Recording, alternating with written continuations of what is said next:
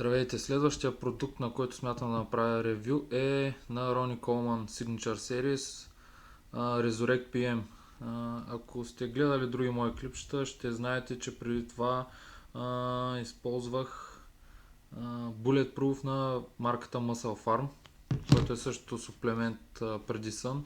И ако трябва да съпоставям двата продукта, бих ви препоръчал определено този. Вкусът е отново синя малина или Blue Raspberry Dream. Вкусът е добър, нямам забележки към него. Продуктът съдържа 25 дози, като производителите посочват, че се пие 5 дена, след което се прави 2 дена почивка и цикъла се повтаря. Всяка лъжичка съдържа 6400 мг.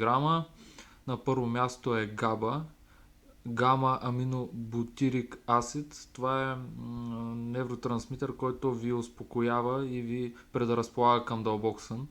На второ място е L-аргинин, има мукунапуринс, L-орнитин, фениланин, тианин, магнезиум цитрат, цинк сулфат, витамин Е, витамин B6. Има и също така включен креатин глюконат и хика. Какво мога да кажа?